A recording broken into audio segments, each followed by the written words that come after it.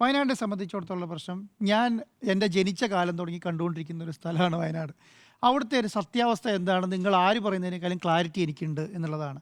എന്താണ് അവിടുത്തെ പ്രധാനപ്പെട്ട കാര്യം? അരുൺ സാർ പറഞ്ഞതുപോലെ ഈ കോൺഗ്രസ് ഏറ്റെടുത്ത സ്ഥലത്ത് ആന വരില്ല എന്ന് പറഞ്ഞിട്ട് നിങ്ങൾ പ്രചരിപ്പിച്ചില്ലേ ആന വരില്ല എന്ന് പറഞ്ഞ സ്ഥലത്ത് ഇത് മെയിൻ റോട്ടിൽ നിന്ന് 200 മീറ്റർ മാത്രം ദൂരെയുള്ള സ്ഥലമാണ് എന്ന് പറയുകയാണ്.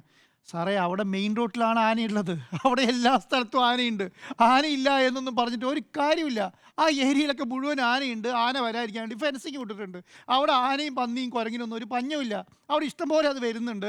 അത് എല്ലാ സ്ഥലത്തും കൂടെ പോകുന്നുണ്ട് എന്നുള്ളതാണ്. നേരെ അങ്ങനെ പറയായിരുന്നു, ആനയില്ലാത്ത സ്ഥലം കിട്ടണ്ടേ എന്ന് ചോദിക്കണമെങ്കിൽ ചോദിക്കാം. അതിനേക്കാളും പ്രശ്നം എന്താണ്? നിങ്ങൾ ആന വരുന്നില്ല, ആന വരാത്ത സ്ഥലത്ത് ആന വരുന്നുണ്ടെന്ന് പ്രചരിപ്പിച്ചില്ലേ എന്ന് ചോദിച്ചാൽ അത് തന്നെ ഏറ്റവും വലിയൊരു പെരുന്നുണയാണ്. ഒന്നാമത്തെ കാര്യം. രണ്ടാമത്തെ കാര്യം എന്താണ്? KPCC അധ്യക്ഷൻ്റെയും ഈ പറഞ്ഞ പ്രതിപക്ഷ നേതാവിൻ്റെയും ജോയിൻ്റ് അക്കൗണ്ടിൽ പണം ഇട്ടു എന്ന് പറയുന്നത് പ്രതിപക്ഷ നേതാവ് തന്നെയാണ്. എന്തുകൊണ്ടാണ് പ്രതിപക്ഷ നേതാവിൻ്റെ ജോയിൻ്റ് അക്കൗണ്ട് എടുക്കേണ്ടി വന്നത്?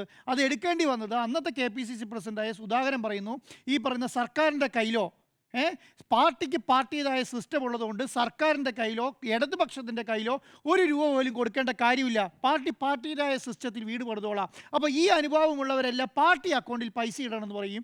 അതിനുവേണ്ടി അക്കൗണ്ട് ഉണ്ടാക്കി ആ അക്കൗണ്ടിൽ പൈസ മേടിച്ചത് ഈ പ്രതിപക്ഷ നേതാവും അന്നത്തെ KPCC പ്രസിഡൻറ്റുമാണ്. അവരാണ് പറഞ്ഞത് എന്ത്? ഏകദേശം 400 വീടോളം വയനാട്ടിൽ പണിയേണ്ടി വരും. അതിനകത്ത് 100 വീടുകൾ ഞങ്ങൾ പണിതോളാം, 30 വീട് യൂത്ത് കോൺഗ്രസ് പണിതോടാം എന്ന് പറഞ്ഞതാണ്. അത് അവർ തന്നെ പറഞ്ഞാൽ അവരില്ല എന്ന് പറയേണ്ട കാര്യമില്ലല്ലോ. ഇപ്പോൾ അതെല്ലാം കുറച്ച് എല്ലാം കൂടി 100 വീടാക്കി. അപ്പോൾ അത് കുറച്ച് ഇപ്പോൾ 2.5 ഏക്കർ സ്ഥലമേ വാങ്ങിയിട്ടുള്ളൂ. 2.5 ഏക്കർ സ്ഥലത്ത് 7 സെൻറ്റ് സ്ഥലം വെച്ച് എത്ര വീട് പണിയാൻ പറ്റും? അത് ഞാൻ പറയുന്നത് ഈ 30 വീട് പോലും അവിടെ പണിയാൻ കഴിയത്തില്ല. എന്തുകൊണ്ടാണ് കഴിയാൻ കഴിയത്തില്ല?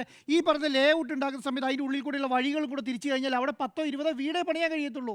മനസ്സിലായില്ലേ? അത് വീട് പണിയണിൽ ആദ്യം എന്ത് ചെയ്യണം? അത്രയും വലിയൊരു പ്രൊജക്റ്റ് അല്ലേ? ആ പ്രൊജക്റ്റിന് ടൗൺ പ്ലാനിങ് പഞ്ചായത്തിൽ കൊടുക്കണം. പഞ്ചായത്ത് ടൗൺ പ്ലാനിങ്ങിൽ പോകണം. ടൗൺ പ്ലാനിങ് തിരുവനന്തപുരത്ത് പോയി പാസ്സായി വന്നാൽ മാത്രമേ ആ പ്രൊജക്റ്റ് മുന്നോട്ട് പോവുള്ളൂ.